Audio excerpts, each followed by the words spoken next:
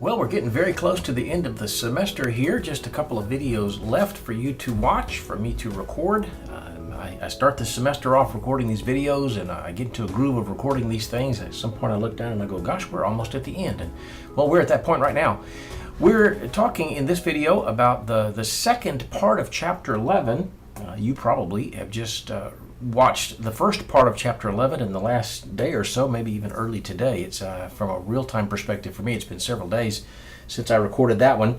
So I like to go back and kind of review some of the content, even if it's still fresh on your mind, because it helps me get rolling a little bit. We talked in part 1 or part A of chapter 11's video series about job offers. We said that the ultimate goal is of any interviewing and hiring process is to get somebody on board who's going to be successful at terms that are acceptable to both that person and us. And we talked about several goals of a job offer and the typical components of a job offer, the pay and the benefits and the conditions and the responsibilities. We talked about a lot of things that affect what goes into our building of those components, what the pay is going to be and what the benefits are going to be, whatever. Factors not only that the candidate brings, but that our organization imposes and the competitors and the environment and the economy impose on us.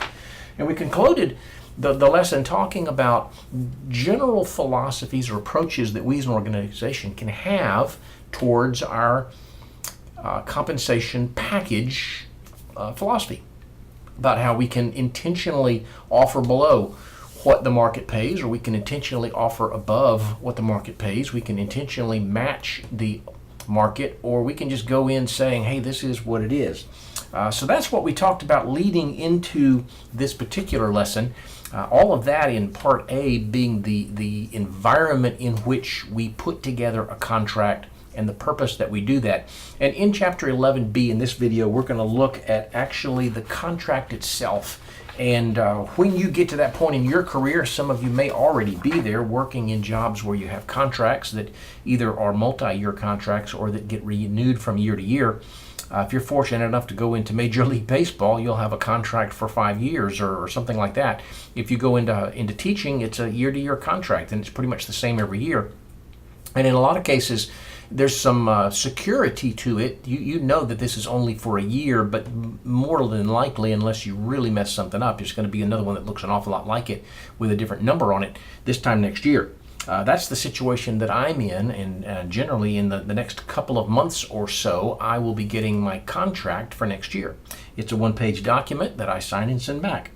But let's look at contracts and look at the process that we've gone through in this class so far to get here. First of all, we started off by figuring out where the sources were for the people that we want to hire. Once we figured out the sources or the places that we had to go to, then we began the process of recruiting them, getting them interested in applying and telling them about us and getting them excited about the possibility. Once we have done a good job with the recruiting process, hopefully they apply and they go into a phase that we talked about, I think, in chapter 10, all the different things that happen during that application portion of our relationship and the things that we look into, their resume and their cover letter and all those kinds of things. At some point after they have applied, if they look like they're a good fit with our organization and with the particular role that we're looking to put them into, then we begin a process of interviewing and getting to know them. When the interviewing process goes well and we narrow down our batch of people to a manageable few, maybe even to the one that we really want to bring on, then we make an offer, and that offer consists of a contract. So as you look at this from the start to end, you start off with sourcing. There are so many different people out there who could possibly, I never can figure out exactly how to, that looks like my hands are pretty well parallel with the screen, but when I look at them, they're almost facing me. This is weird. Looking at this backwards from the camera, it's challenging to make my hands do what they want it to do because it's opposite of what my brain tells it to do. We start off with a huge pool of people in the potential sourcing. We recruit a part of that sourcing block or pool. Some of those apply, a few of those are interviewed, and a very small subset of the original sourcing are actually offered. When we offer a contract, you'll remember from chapter 10, I think it was video A, that we can either have a written or explicit contract or a verbal or implicit contract. It's either written down on a piece of paper and we both sign it, or we kind of make a verbal agreement that this is what's going to happen. You're going to do this and I'm going to do this, and we're going to trade off these things, and we both feel that they are of substantially equal value. So that's the process that we go to. But a contract is something that's pretty significant. And the reason why we typically have contracts, when you think about basic life, we have contracts for a lot of different things. We have a contract to buy a house. We have a contract to buy a car. We have a contract when we borrow money from something. And there's a number of other situations where you might have to sign a contract. You sign a contract when you get a cell phone and you start that cell phone plan, when you get your internet provider at home. They're contracts. We have a home security system at home, and there's a contract with that too. So contracts exist in a lot of different forms and functions, and one of the most important of which, those forms or functions or situations, is the employment relationship.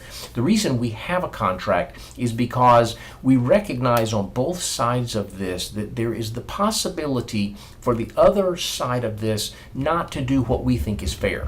So a contract typically lays out both sides, and we agree that this is fair. If you do this and I do this, then we'll both be okay. But a contract has some particular pieces to it that I want you to remember, not only for testing purposes, but also as a general frame of thought for real life. And there are some components that have to be present for a contract to be legal. The first of those components is that there has to be an offer. The offer in terms of a employment contract, it goes over the terms and the conditions of employment. So from the last video lecture, you remember the typical components of a contract are the pay, the benefits, the conditions, and the responsibilities. And those things are typically spelled out in an initial contract. Now, when I look at my contract that I get from Georgia Southwestern, not all of those things are included, because some of that is verbal between me and the dean. But the pay is always specified in there. I've gone over the benefits with HR and the dean. I've gone over the conditions. The contract goes into some degree, some conditions that are kind of out of the ordinary, and that's important to put in the offer in the contract. Because should those unusual things happen, it needs to have been specified that they could possibly happen, and here's what happens if they do. The responsibilities in my role are pretty well defined by the dean. So in my contract, it just says, this is to cover a 10-month period of time, and it is to teach classes as needed in the School of Business or the College of Businesses and Computing, whichever we happen to be at the time. And in a lot of cases, we're going to talk about this in a little bit more depth in a couple of slides.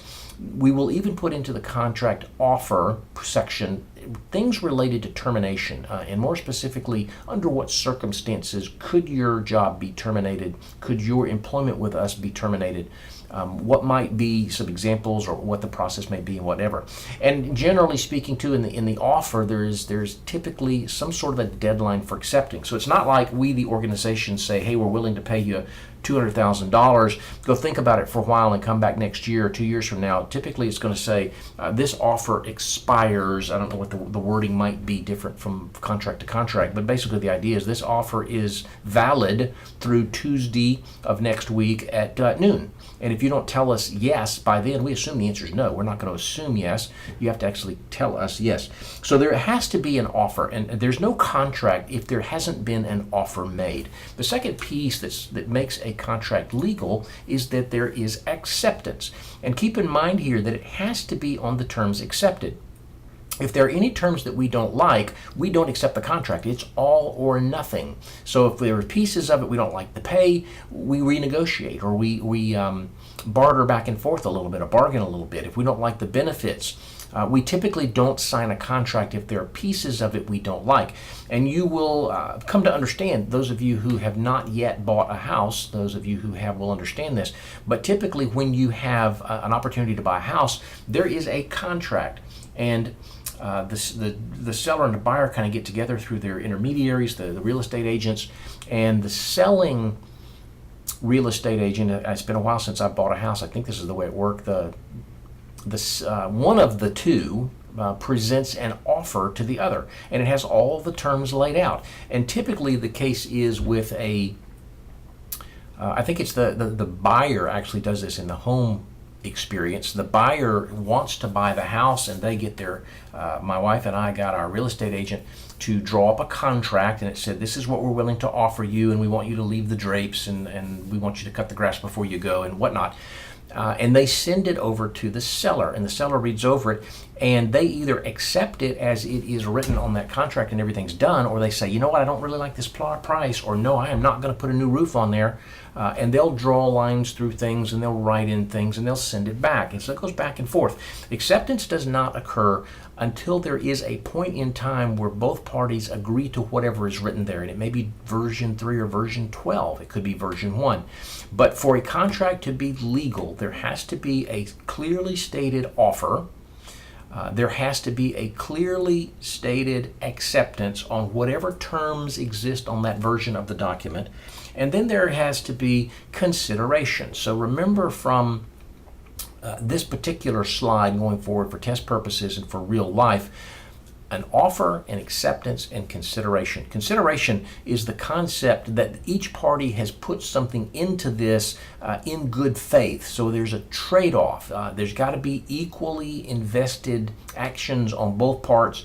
There are promises in terms of the employment contract of pay from the employer to the employee in exchange for promises of labor. So the consideration is that trade-off of I'll put in my effort and my intellect and my knowledge and my experience and so forth to try to accomplish this goal in exchange for a deposit into my checking account of this amount of money. And so I'm giving something and you're giving something, and we're trading off stuff that we think is of equal value.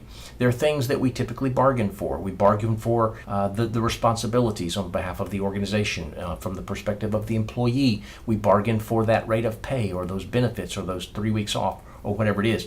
When we're talking about something outside of the employment relationship, a contract in buying a house, typically what we do when we buy a house is we say, I'm going to give you earnest money. I'm going to give you a check for $200, which signifies that I am serious about this thing. You're going to hold it and apply it to the cost of the house when we settle this thing with a lawyer.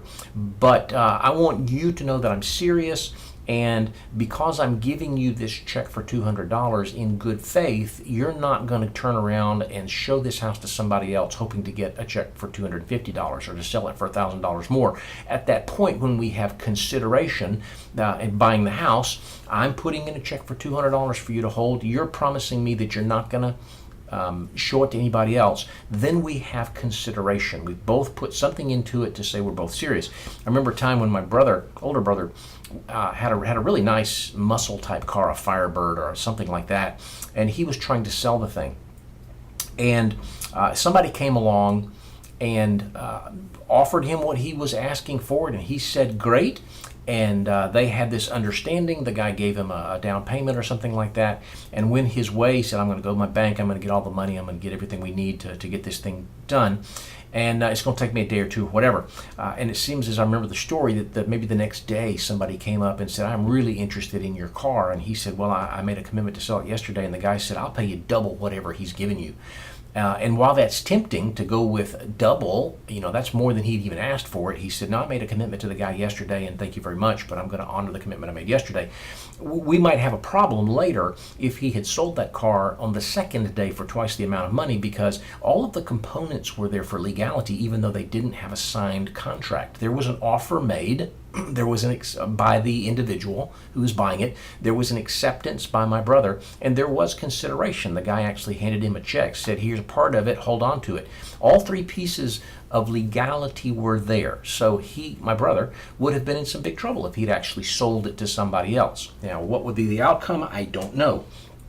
But all those pieces need to be there. And when you get to the point in your life, if you're not already there, where you're moving into a real job with real money and real responsibilities and all that kind of stuff, look for these three things. When you start talking in your interviewing processes and it's getting serious and they're ready to make you an offer, think about what that offer is. What are the terms that they're giving you? What are they expecting from you? If they haven't made an offer, there's no real contract. If you haven't formally accepted the offer as they have presented it, there's no real contract. And if there is no consideration, there is no real contract. So with that is the overview, the background of contracts. Let's look at what's in those contracts pretty typically. There is a lot of potential content, some of which typically shows up and some of which is just stuff to think about. But usually in a contract, there's some sort of a job title, there's a description of the position, there are major duties, especially if it's the first contract. For example, in my role, that's not part of the contract now because we both have agreed a long time ago on what the major duties and the description of the position is, but it does still specify the title. Maybe there's a summary of the highlights of the job, or refers to an attachment. Look at attachment B, which is the job description, which has all the major duties and things like that. We might also have some terminology in there that not only says what the specific tasks are, but that references that there are other duties that will be asked from time to time. But it's very common in the content of the job offer or the contract to at least give the job title, because it's got to be clear up front that you are being hired for the customer service position and not the vice president of marketing position. So the title is almost always in there, and it may be that we include some other things that talk about in general what the context is of this job. Second thing that we typically have in a content or the contract itself is the start date, and because typically we don't start right away. Typically when we agree to terms on a job, that's when I go and I give my notice to my current employer. And it may be a 2-week notice, and it may be a 1-month notice. It's pretty common these days. If you're an hourly worker, entry-level worker, 2-week notice is fine. But if you're a manager or a vice president or something, you might have to give a month or 6 months notice. So typically the start date is some point out in the future. This becomes effective on July the 1st or whatever the case may be. And the reason we do that is so that we both know when you're going to show up. You're not going to show up too early and we're not ready for you. You're not going to show up too late and we're wondering where you are. This is the date we agree on. You're going to show up that morning and we're going to get things started. And that typically allows for you to give notice at your current place of employment. The next thing that we typically have in the content is the compensation and the benefits and any language about incentives or bonuses. If there are bonuses that you can work towards during the course of the year, typically it'll say something in the contract about an end of the year bonus or a quarterly bonus based on performance or things like that, performance of the company, performance of the individual. It may not go into a lot of detail about the benefits, but it might say that this comes with medical and dental and options for life insurance and cancer and spousal coverage and so forth. But the contract will almost, even in the absence of some of those things, almost always will say that this is going to be, this relationship is going to exist in the context of a $60,000 a year salary or a $7.50, $10.50, $15 an hour rate of pay and so forth, because we can really get into some problems if we don't specify very clearly with both parties understanding what compensation is involved. The next thing that might be in there are any hiring inducements. In some particular professions, in order to get you to choose us over somebody else, we may have to do something on the front end, a signing bonus, or we may say, we love having you here. You're not in our town. You're going to have to move here. So we're going to give you so much amount of money to help you relocate your family.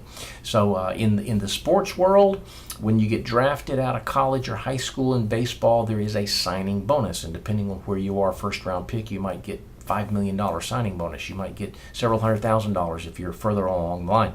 If you're a nurse, you might get a $20,000, or maybe not that much, $2,000 signing bonus, recruitment bonus, in order to really induce you or compel you or to attract you to actually sign this contract. It's very frequent in the educational world because we don't typically find professors in Metro Americas, Georgia. We may have to go to Kansas. In fact, we've got some folks who are coming in for the next school year that are coming from Pennsylvania and from, I think one was coming potentially from Kansas or somewhere like that.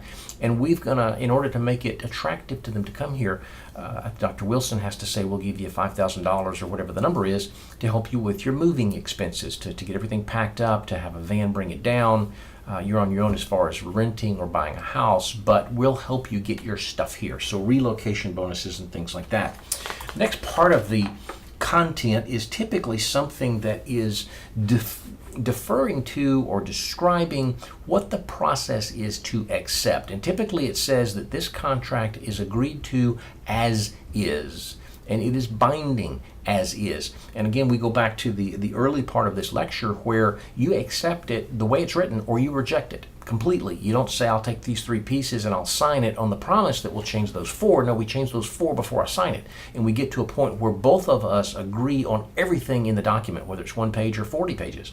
And typically, if you've signed it, it means you accept it as is, and it's too late to go back and argue about something that you didn't like and you meant to speak up about. It is binding as is, and typically it is in writing. Anything that is suggested or, this is just between us, we've made this agreement, is typically not binding. It's what's in writing that really counts. The next thing that we typically have in the content of a contract, or which is becoming more and more popular, is how long this contract lasts. It's for a year, it's for 5 years, whatever that is, and what the process might be for termination. And you can imagine the higher you go in an organization and the more money you make, the more concerned you are on the front end. What's going to happen if you decide you don't want me here anymore? Can you get rid of me? Now, in employment at will state, if you've got a contract that kind of nullifies to some extent that employment at will. So we want to talk about what are the conditions and what's the process if you decide you want to end this relationship, Mr. Employer. There needs to be that first bullet, I think, came off of as I was copying and pasting an earlier slide when I was talking about consideration. The first 2 bullets, in fact. The main thing you want to remember here, noting that there are a couple of typos on this slide because they're bullets that don't belong here. The 2 bottom ones, we will write into the contract a lot of times what the acceptable grounds might be for termination. And certainly we can't list everything possible, but we want to say, listen, if you badmouth the organization, or if you embezzle, or if you commit violence toward a coworker or something like that, then you can expect that we'll terminate your employment relationship here on the spot. So you have a pretty good comfort level going in that if I stay away from these kinds of things, which probably I'm not likely to do anyway, then I'm pretty safe for a while. And it's interesting as we look at contracts and the way that they're developing today in real-time America, that more and more that's a thing that we really want to negotiate into the contract on the front end. So as I said, especially the higher you go, you get to be a department director, maybe not, but a VP, yeah, I want to negotiate this termination section of my contract so that I know clearly what it is that I might do that just draws the line and we can't go any farther. So termination, the duration of the contract, a few more things that typically are involved. We may have something about the hours. If it's a salaried thing, there won't be any mention of hours other than that it's kind of an expected 40-hour a week, although with salary that there will be extra time that's expected to get things done. We might not typically have a contract if we are truly an hourly employee, so hours may not be a real mention in the contract, but it could be, so we want to keep that in the back of our mind. Another thing would be any disclaimers or disputes. We typically want to address the at will. As long as it doesn't violate anything spelled out in this contract, we've got the right to end this relationship, and you've got the right to end this relationship. And it might also describe what we will do if there is a dispute, if there's some sort of negotiation process or adjudication process if we disagree on something outside of the union environment. It's important that we have some process in place if we begin to think that you're not honoring your side of the deal. From either perspective, you Mr. Employee, aren't putting in the effort that is equal to what we're paying you, or you, Mr. Employer, aren't paying me according to the effort that I'm putting in. We also might have in the content some statement that there are no other claims other than what is specifically written here, that we aren't really interested in bringing up anything that we haven't already covered, that if you think of something after the fact that's not in this contract, we're under no obligation to honor that. We can talk about it and maybe revise the contract at some point. And then the last piece is related to the rights you have to the work that you produce. And we want to negotiate that a lot of times, especially if you are a research scientist. You know, if you go to work for a big pharmaceutical lab and you're the one who gets the breakthrough and the cure for cancer, does that cure for cancer belong to you or does it belong to the company? Who owns the rights to the work that you produce? If you're in academics and you write a paper, does that paper belong to the university because you were writing it while they were paying you, or does it belong to you because you had the ideas? We typically want to negotiate these things ahead of time. Why does that matter? Well, if I am in the movie industry and I write the songs that go in the background of the movies, you know, do I get to take that song with me when I leave, or do you keep it because you're the employer, you're the movie studio? If I'm part of a band, if I'm part of this might age me a little bit, but the Rolling Stones or something, and I write a song that the Rolling Stones produce and put on a record or an album or a CD or whatever, and then I leave the band, do I take that song with me, or do the Rolling Stones keep it? We typically want to define who owns the rights to particular work that is produced during this relationship. So that's the content of this stuff. There's a few more things that I want to talk about here that are part of the contract. And the first thing is what we would call restrictive covenants. Those are additional things. These are all additional agreements that could be tagged on in separate pages to a contract that may exist and may not exist, but the higher you go, the more significant your job is, the more likely that some or all of these things might be there. And related to that last thing we talked about in the common content, the rights to work, it's very common in certain types of industries and with certain types of jobs that we have very, very detailed spelled out language that determines or defines who has those rights. If you are a novelist and you go to work for an editor of some sort, a publisher, does the publisher own that book or do you? If you write music, does the music company who signed you own those lyrics or do you? Can you get the royalties from them later? If you produce a book, we maybe mentioned that already, but who owns those rights?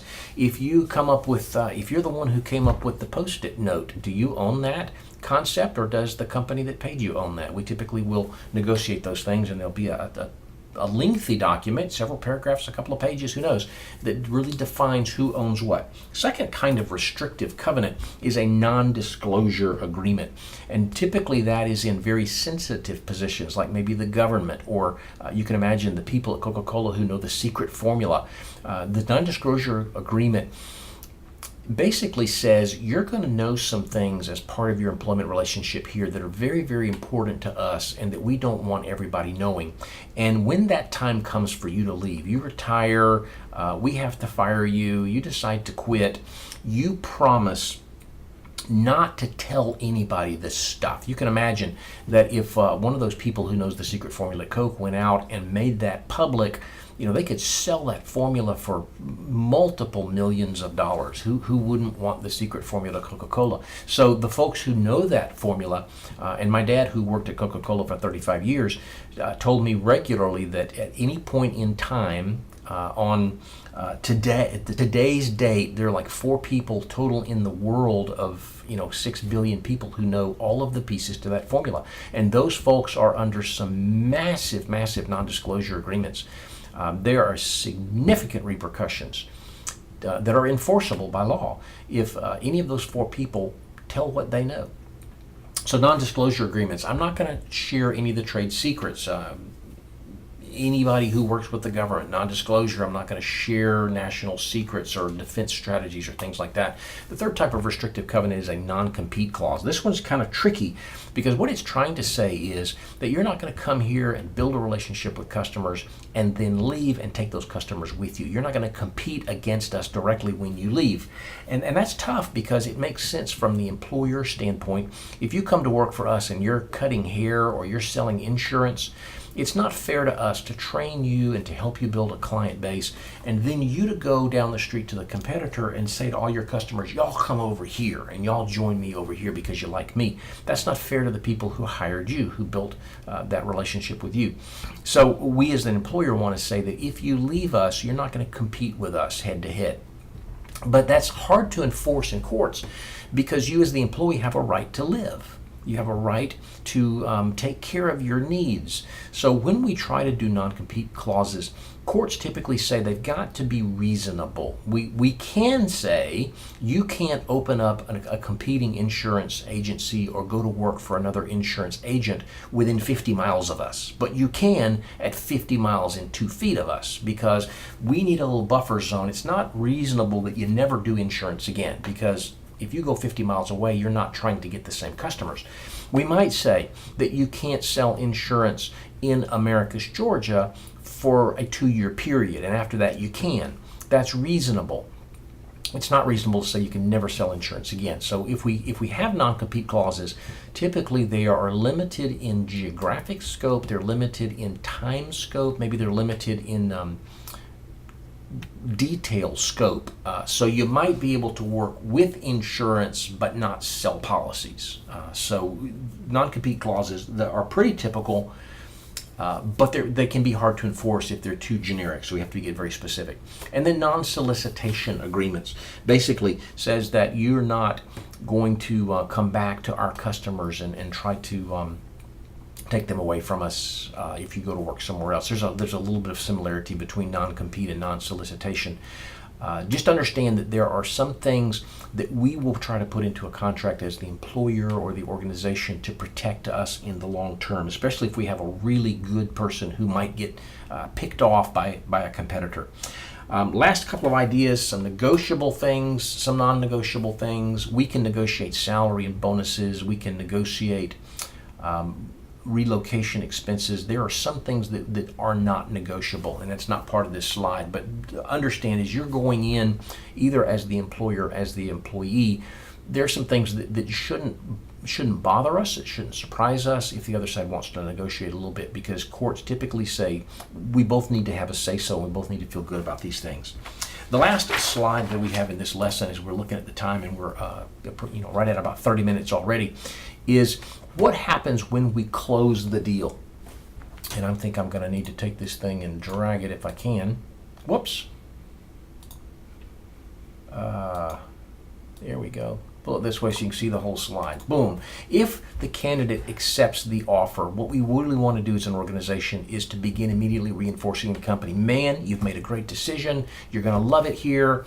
We're a family. We take care of each other. You want to build enthusiasm with them. You've made the right decision. And we want to, as soon as we can, even though there's a waiting period before they start, we want to start integrating them into the company.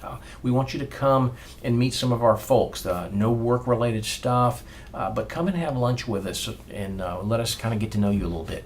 What happens, that's if the candidate accepts the company's offer. If the company rejects the candidate, either because they don't provide an opportunity through a contract or we can't come to terms, is there some future opportunity? Typically, we'll have a whole bunch of people apply for this job and we pick one of them. So the other ones are not accepted by the company, or they're rejected, and so to speak, by the company, but some of them are really good people. It's just not this one job. We need as an organization to say, you know what, you weren't the best fit for this particular job, but is there something else that we could talk to you about before you walk out the door? Because we got to keep in mind that we have a public image, and these folks certainly can go and say they aren't fair, they don't treat you well, whatever. What happens if we as an organization make an offer to a candidate and they don't like it? We did say that the contract is as is. If you sign it, that's it. If you don't like something in there, you don't like the salary, you don't like the benefits, there may be room for some negotiation, especially when it comes to salary, maybe with relocation bonus or sign-on bonus. It's like, well, the salary's decent, but would you be willing to give me $2,500 sign-on bonus? Or would you be willing to give me, I've got to come from Seattle, so if $5,000 doesn't really help, what could you do, $7,000? We can negotiate pieces of the contract and come up with a second version or a sixth version that we can both agree with. And we need to be, as the candidate, if we don't like the contract and we just can't make this work, we need to understand that the company did make an effort. It may not have been their best effort, but we need to be appreciative that they saw something in us that was worth them making an offer, however good or bad it was. The last idea is the idea of reneging. Reneging, R-E-N-E-G-I-N-G. That's a term that basically means you agreed and then you changed your mind. And that is from either perspective. The company can say, we make this offer to you. Typically it's contingent on certain things. And it's very possible that we make this offer and then we do a background check and we find out that you're not a good fit for this VP of Finance position because you embezzled $1 million from the last place you worked. And that's not really a good track record to go on to build on the future. So we might have made this offer and then we say, you know what, we're pulling this offer back. We're no longer making this offer valid. And that is reneging. It may be more common for the employee to accept an offer and then later to say, you know what, I've changed my mind, I'm not going to be coming to work for you. So we accept and then we back out. That's a bad thing, generally speaking. And I can talk in person to this because that happened to me. Back when I was with GSW the first time in 2003, it didn't look promising for the future for GSW to be a continual source of employment for me, so I had to look somewhere else, and I applied a number of different places, and one place that I applied was based out of Albany, and the job involved traveling or driving around Southwest Georgia doing training seminars on something that was medical related. I was also applying at Sumter Regional Hospital for an education position there, and I was really hoping that the Sumter Regional thing would come through. And I went through the interviews and they were talking about it, and at the same time I was doing the interviews with this other company in Albany, and the hospital was just really, really slow, and I was dragging my feet hoping the hospital was going to offer me something. And at some point the other company came through and said, we really like you, you're a top candidate, we'd like to make you an offer. I said, well, can I think about it a little bit? Yeah, you can have 2 days to think about it. I'm hoping, okay, 2 days, hospital, you got to come through. Nothing happened. And the guy says, we really need your answer because we got some folks we need to let go or pursue. And I was like, I don't have anything else. I cannot stay at the school. So I accepted the offer with the company out of Albany. And they were great. We were looking forward to it. And it seemed like maybe that afternoon or the next day, the hospital calls and says, we'd love to have you come. Here's what we're doing. I was like, great. Now I've already said yes to this other people. So I had to call this guy back and I said, listen, I appreciate your offer, but something else has opened up for me that really is better for my family. And I need to back out of your offer. And I'm telling you, that guy got mad at me on the phone. He called me names on the phone. He said, you've put us in a bad position. I was like, I understand. I'm sorry about that, but I've got to do what's best for my family. And I reneged on their offer. I don't even remember who it was. I do remember that I went to work for Sumter Regional, and one thing led to another, and here I am today. And my life would have been probably significantly different if I just stayed with that other offer. It wasn't the right thing to do, but at the time I didn't believe I had any other choice. I had to take an offer of some sort. And then when something better for my family came up, I didn't have to travel all over Southwest Georgia, leave all hours of the day, and put a lot of miles on my car. Got to do something I enjoyed. Anyhow, that's the overview, Chapter 11. Now we are done. That talks to us an awful lot. It helps us to understand doing contracts, what's involved in contracts, the processes, the content, what happens after the contract. So hopefully as you think back over this entire semester, you've got a pretty good understanding now of what happens in the big picture of things and the sequence and the cycle of things, and you can think through from start to finish. Even when you're first starting to plan the job offer or the start the process of looking for somebody, you got to have in your mind what's going to be the content of this contract. What are we going to be looking for in terms of the final content that we're going to offer this person, and how's that going to change as we talk to people?